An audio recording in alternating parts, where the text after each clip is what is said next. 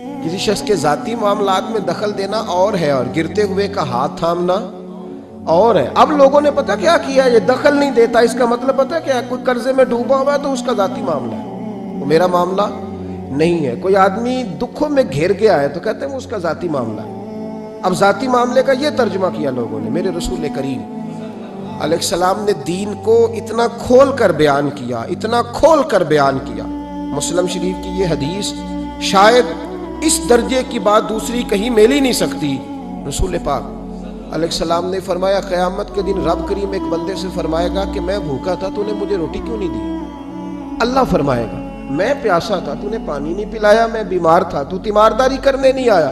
بندہ عرض کرے گا مولا تو کھانے سے، پہننے سے، پینے سے، بیمار ہونے سے بے نیاز ہے، یہ کیسے ہو گیا؟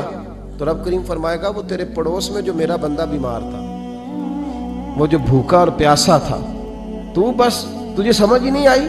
اتنے بڑے لفظ آپ کو حدیث میں دوسرے، اور صحیح مسلم کی حدیث ہے، فرمایا میں بھوکا تھا، میں پیاسا تھا۔ اس میں کوئی شک نہیں کہ جب آپ کسی کے ذاتی معاملات میں مداخلت کرتے ہیں تو آپ کو پریشانی اٹھانی پڑتی ہے، لیکن نیکی ہوتی تب ہے جب آپ پریشان ہوتے ہیں۔ جو لوگ آپ کے دائیں بائیں ہوتے ہیں نا، آپ کے خدمت گزار ہوتے ہیں، آپ کے ساتھ اٹیچ ہوتے ہیں، ان کے اگر اوپر غربت آتی ہے، پریشانی آتی ہے، آزمائش آتی ہے، تکلیف آتی ہے، تو وہ ان کا ذاتی معاملہ نہیں۔ میرے نبی پاک نے اسے ذاتی معاملہ نہیں کہا۔ حضرت ربیعہ بن کعب کی وہ حدیث تو سارے لوگ سناتے ہیں کہ وضو کرایا کرتے تھے تو نبی پاک نے فرمایا کچھ مانگ لے، انہوں نے جنت میں نبی پاک کا پڑوس ہی مانگ لیا، یہ بخاری میں موجود ہے۔ لیکن وہ والی حدیث بھی پڑھو کہ جب نبی پاک نے انہیں کہا کہ ربیعہ تو مجھے وضو کراتا رہتا، شادی کیوں نہیں کرتا؟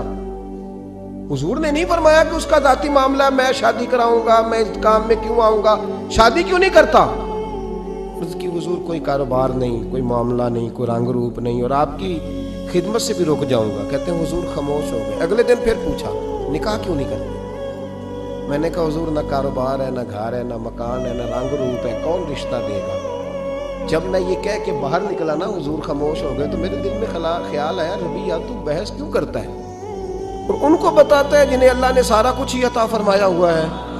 حضور کہتے ہیں شادی کیوں نہیں کرتا؟ تو چپ کر کے کہہ دے محبوبہ جیسے دل کرتا ہے ویسے کر دے، تو آگے سے دلیلیں دیتا پھرتا ہے۔ یہ بھی کو بات ہوئی۔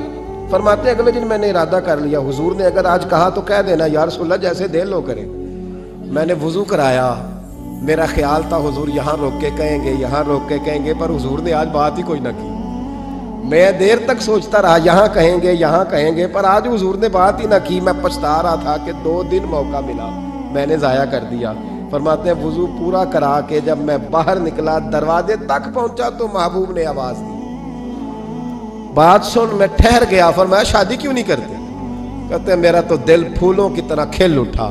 میں نے کہا یا رسول اللہ جیسے دل کرتا ہے کرا دے۔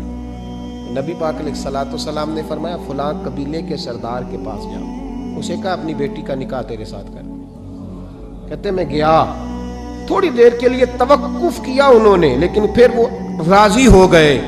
میں واپس آیا، سنو یہ جی اس کا ذاتی معاملہ ہے، لیکن نبی پاک نے دیکھا کہ اس کو ضرورت ہے میری، اس کا نکاح نہیں ہو رہا، گھر نہیں آباد ہو رہا، تو حضور نے پورا کردار ادا کیا۔ میرے محبوب کریم علیہ الصلوۃ والسلام نے حضرت حارثہ بن نعمان کو بلایا، فرمایا تیرا ایک مکان خالی ہے؟ کہ یا رسول اللہ ہاں۔ فرمایا یہ میرے ربیعہ کو دے دے، اس میں رہا کرے گا، دلہن کو لائے گا۔ حضرت بریدہ اسلمی کو بلایا، فرمایا ایک کھجور کی گٹھلی کے برابر سونا چاہیے۔ یا رسول اللہ کس لیے؟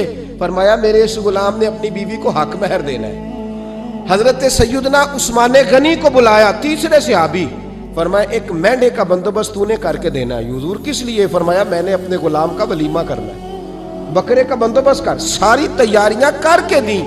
حضرت ربیعہ کہتے ہیں جب میں دلہن بیاہ کے گھر لایا تو میرے دوست یار رشتہ دار مبارک دینے آئے، کہنے لگے تیری کیا بات ہے، شادی بھی اعلیٰ خاندان، ولیمہ بھی، اور کھجور کی گٹھلی کے برابر حق مہر بھی۔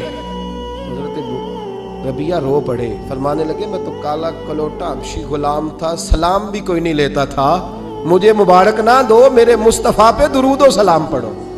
یہ سارا حضور کا کرم ہے۔ کہتے ہیں اس کا ذاتی معاملہ ہے، بھئی سارا دن تیرے ساتھ رہتا ہے، اٹھتا بیٹھتا ہے، تیری نوکری کرتا ہے، تو نے کبھی پلٹ کے دیکھا ہی نہیں، تو نے کبھی اشک شوئی نہیں کی، تو نے اتنا ٹائم ہی نہیں دیا کہ تیرے کندھے پہ سر رکھ کے رو سکے، تیری توجہ ہی نہیں۔